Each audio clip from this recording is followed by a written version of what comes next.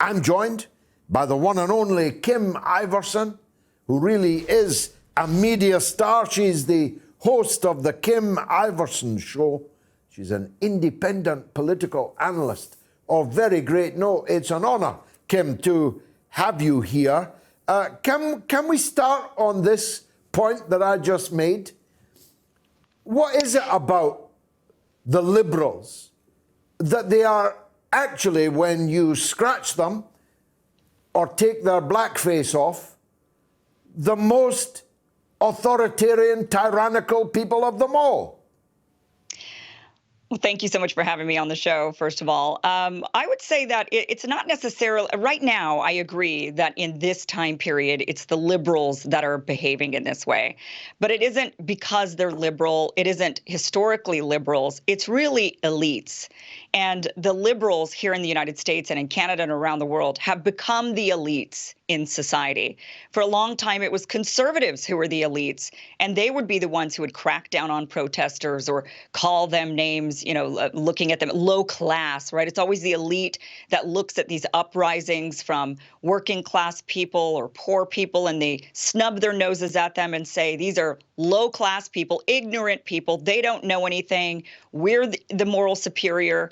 We know better. And that is more of an elite versus the bourgeoisie and the proletariat sort of scenario going on. And so what has happened over the last couple of decades is that the liberals in society have become the highly educated elites and those who believe that they're in the moral, they're in the moral right, that they hold the keys to morality and what is right and wrong, and these other people are just low class. Yes, a basket of deplorables, as Clinton famously called them. But how do you claim to be on the moral high ground when you, for example, deal with protesters by trampling them under horseback, by freezing their bank accounts, by making their children go hungry, by having them kicked out of their jobs? All of these things have happened in Canada under the supreme liberal. If liberalism had a king, it would be Trudeau. And he's the one doing all of this. Yeah, it's, well, they do it under the guise of defeating racism, right? So that has kind of been the moral torch that liberals have been holding on to for a long time, saying, well, we are the ones fighting against racism, racism, racism. And so what we've seen is that anything they don't agree with, they've decided is racist.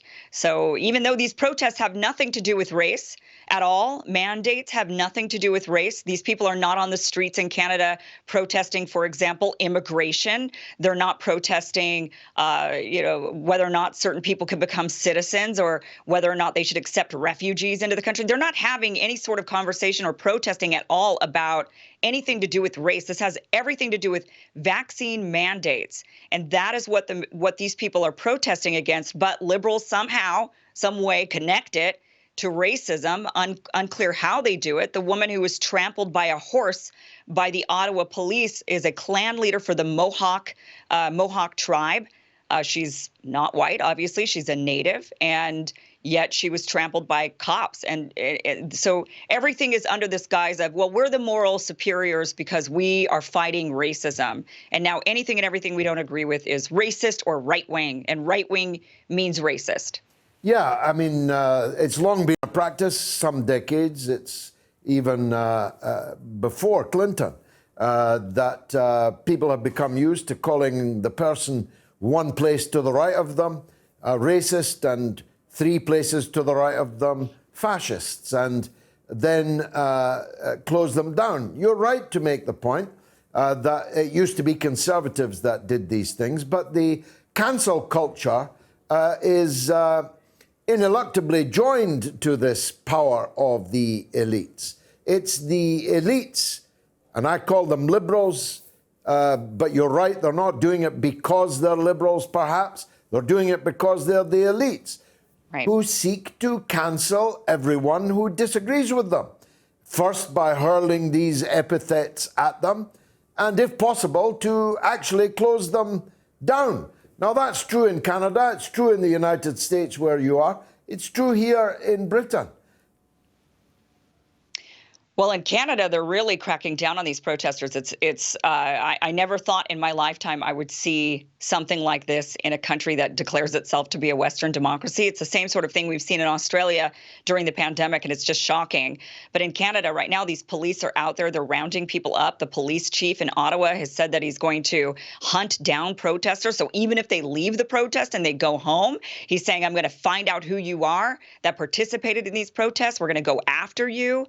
I mean, it is just the most dystopian, anti-liberal, anti-democratic scenario that we're seeing right now, all because people want to have a choice on which medicines they take.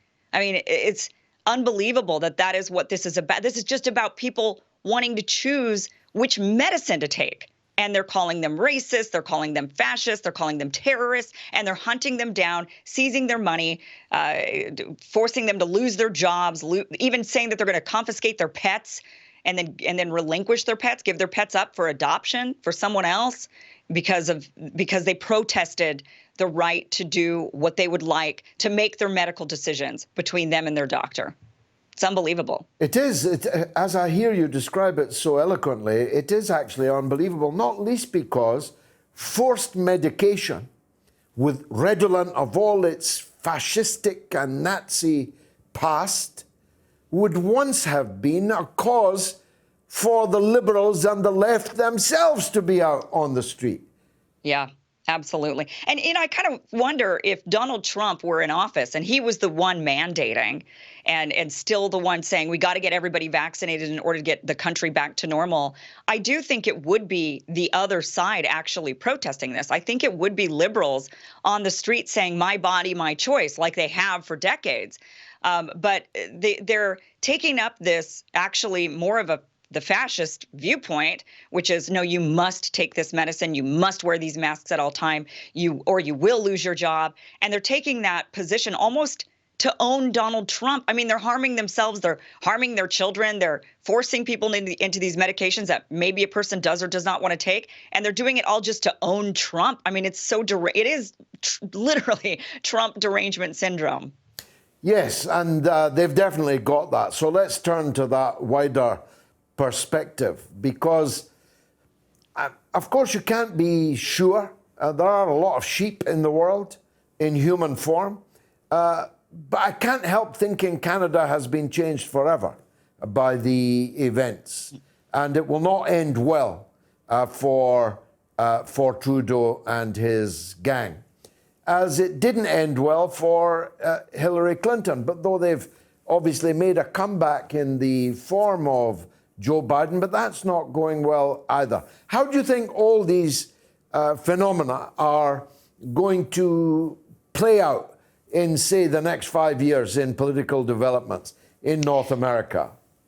Yeah, I think that what we're seeing is a flipping of the parties. So what the conservatives used to always sort of stand for, now liberals tend to be standing for instead. So conservatives were all about being, following the law, doing what the government says, and now liberals are the ones saying, no, you must obey, obey or else.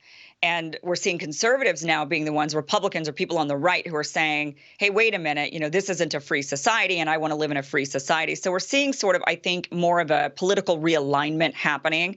And I think the way that it plays out is that we're going to see more power grabs by the government in order to try to squash this uprising of the proletariat, if you will, this rising up of the working class. And we're going to see the government doing more like we're seeing in Canada with them now making protests illegal.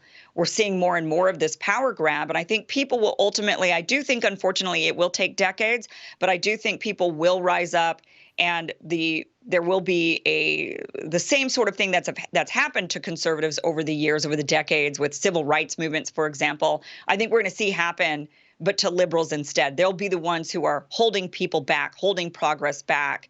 And it'll be these populist people who are instead looking for progress.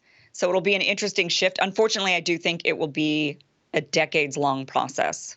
And how will it play out in the media? Now, they're gunning for Tucker Carlson. Just like Trump, he turns out to be an agent of the Kremlin, according to the Liberals. They are gunning for Joe. They've gunned for Jimmy Dore. And yet, the numbers watching your show, Jimmy Dore's show, Joe Rogan's show, my show, the numbers go up and up and up the more they attack us. What are they going to do about us?